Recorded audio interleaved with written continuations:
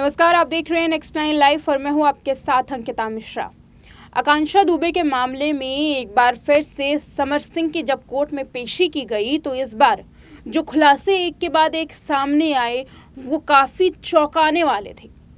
बता दें कि समर सिंह की ज़मानत यूँ तो निश्चित थी कि खारिज हो जाएगी, लेकिन किस बिना पर समर सिंह की ज़मानत खारिज हुई, आखिर कौन कौन से वो तथ्य थे जो कोर्ट में पेश किए गए, क्या दलीलें हुई, क्योंकि पहली बार दोनों पक्षों के बीच में बातचीत हुई थी, दोनों पक्षों के बीच में दलीलें हुई थी। कोर्ट के सामने जो सबूत रखे गए, जो बयान रखे गए, जो एविडेंस समर सिंह के खिलाफ थे, वो इस बात को दर्शा रहे थे कि समर सिंह का कहीं ना कहीं आकांक्षा दुबे के मामले में कुछ ना कुछ रोल ज़रूर है। जो शिकायतें, जो आरोप आकांक्षा की मां मधु दुबे लगा रही हैं वो कहीं ना कहीं से बिल्कुल भी गलत नहीं कहा जा सकता है। अब वो कौन से आरोप थे, ज़रा एक बार फिर से उनकी ओर हम तफ्तीश करेंगे, एक बार फिर से उन आरोपों को टटोलेंगे और बताएंगे कि आखिर कोर्ट ने इस पर अपना क्या रुख लिया और उस दिन कोर्ट में क्या हुआ, क्या कुछ हुआ जब समर सिंह की कोर्ट में पहली बार पेशी की गई पूरे दलीलों के साथ। क्योंकि ये जो मामला था, पहली बार ऐसा था कि पूरी दलील जो कोर्ट में दोनों वकीलों ने रखा, सामने पुलिस भी थी, उन्होंने भी अपनी बातें रखी और जो कुछ सामने आया वो वाकई हैरान कर देने वाला था। सबसे पहले शुरुआत करते हैं कि आखिर कोर्ट ने फैसला क्या लिया। कोर्ट ने साफ कहा कि क्योंकि जो तथ्य सामने रखे गए हैं उससे ये साबित हो रहा है कि आकांक्षा मामले में कहीं ना कहीं समर सिंह का जो रोल है वो हो सकता है, समर सिंह का हाथ हो सकता है, इसलिए समर सिंह की ज़मानत को खारिज किया जाता है। अब क्या समर सिंह ज़मानत के लिए हाईकोर्ट का प्रस्थान करेगा, हाईकोर्ट का रुख करेगा, ये तो बाद वाली बात है। लेकिन अब समर सिंह के खिलाफ कौन से सबूत थे, वकीलों ने क्या कहा, पुलिस ने क्या कहा और क्या कुछ आगे समर सिंह के साथ हो सकता है। देखिए, आरोप सबसे पहले जो आकांक्षा की मां मधु दुबे ने लगाए थे वो आरोप ये थे कि उस वक्त जब आकांक्षा का निधन हुआ तब समर सिंह वहीं मौजूद था, यानी कि समर सिंह ये बनारस में ही मौजूद था। ये आरोप था मधु दुबे का।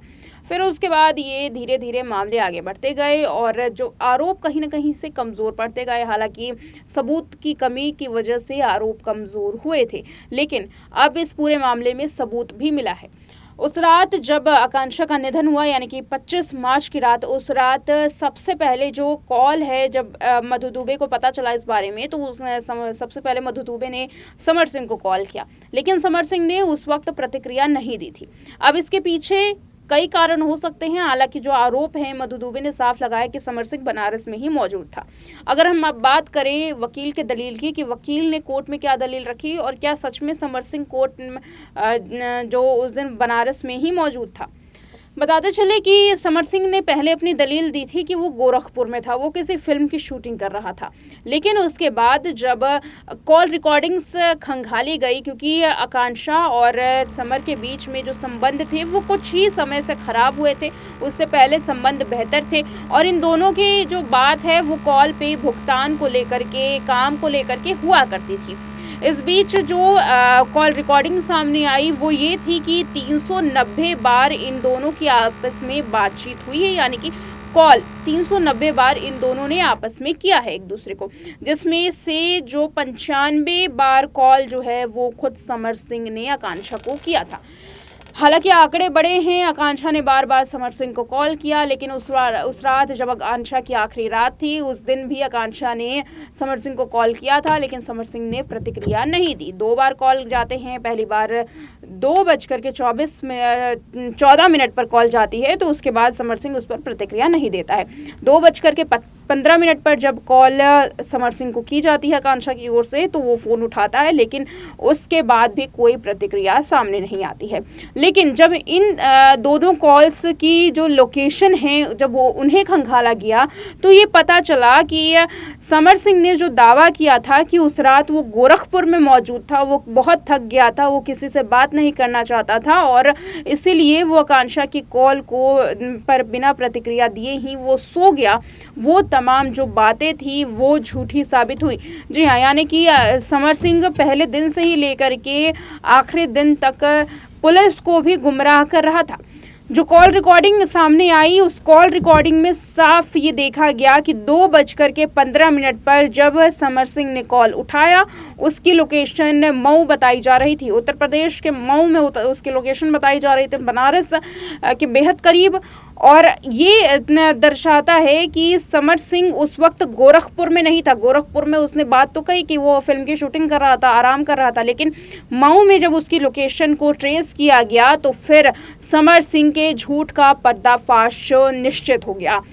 यही वजह थी कि आकांक्षा के केस में कोर्ट ने भी ये माना कि समर सिंह इस पूरे मामले में आरोपी हो सकता है और इसीलिए जमानत याचिका को पूरी तरीके से खारिज कर दिया।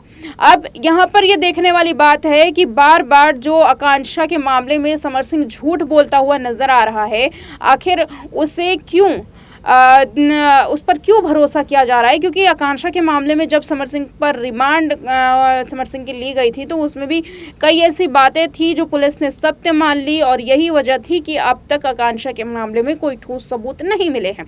हालांकि पुलिस अब इस मामले में आगे की रिमांड की मांग कर सकती है, क्योंकि जमानत याचिका खारिज हो गई तो यकीनन अब आगे की रिमांड पर लिया जा सकता है। अब संजय सिंह पर भी पूछताछ जो है वो जारी करेगी पुलिस, ये अनुमान लगाए जा रहे हैं। हालांकि अभी तक संजय सिंह पर कोई ठोस पूछताछ नहीं हुई है, रिमांड पर नहीं संजय सिंह को लिया गया है, उसे कोर्ट में भी पेश नहीं किया गया। एक बार बस मजिस्ट्रेट के सामने उस वक्त पेश किया गया जब संजय सिंह फरार होकर के जब उसे गिरफ्तार किया गया था, उस दौरान मजिस्ट्रेट के आगे पेश किया गया था। उसके बाद संजय सिंह को पेश नहीं किया गया। समर सिंह की अगर बात करें तो समर सिंह को एक बार फिर से रिमांड पर लिया जा सकता है, ये अनुमान लगाए जा रहे हैं और कहीं ना कहीं से अब समर सिंह के ऊपर एक बार फिर से पूछताछ की जो तलवार है वो लटकी। प्रश्न जो हैं वो अलग होंगे। प्रश्न ये होंगे कि आखिर जब मऊ में समर सिंह ठहरा था तो फिर गोरखपुर अपनी लोकेशन क्यों बताई? गोरखपुर में आखिर कौन सी फिल्म की शूटिंग कर रहा था और फिल्म की शूटिंग कर रहा था तो आखिर यूनिट कहाँ पर है? ये तमाम ऐसे सवाल है जो पुलिस को पहले ही दिनों में पूछ लेने चाहिए थे, लेकिन कहीं ना कहीं से पुलिस की लापरवाही साफ नजर आई। इस वजह से पुलिस अब धीरे धीरे सबूतों की तलाश कर रही है। एक बार फिर से कोर्ट का जो ये बड़ा निर्णय है वो कहीं ना कहीं समर सिंह के लिए भी काफ़ी मुश्किलों भरा साबित होगा। अब देखना ये है कि इसमें परिवार कहाँ से आएगा, क्योंकि परिवार भी फरार चल रहा है, संदीप सिंह भी फरार चल रहा है और आकांक्षा के मामले में पूरा जो शक है या फिर यूँ कहे कि पूरा जो एविडेंस है, जो प्रूफ है, वो समर सिंह के खिलाफ नज़र आ रहे हैं।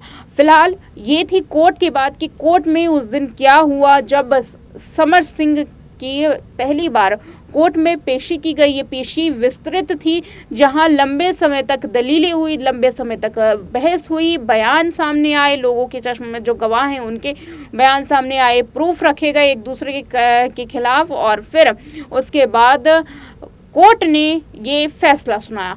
अब क्या कौन सी तारीख निकली है, क्या कुछ होगा, चार्जशीट कब दाखिल की जाएगी, क्या सबूत मिलेंगे या नहीं मिलेंगे, पोस्टमार्टम रिपोर्ट कब आएगी, वर्षा रिपोर्ट कब आएगी, फॉरेंसिक की रिपोर्ट कब आएगी, ये तमाम ऐसे सवाल है जो अभी भी बाकी हैं।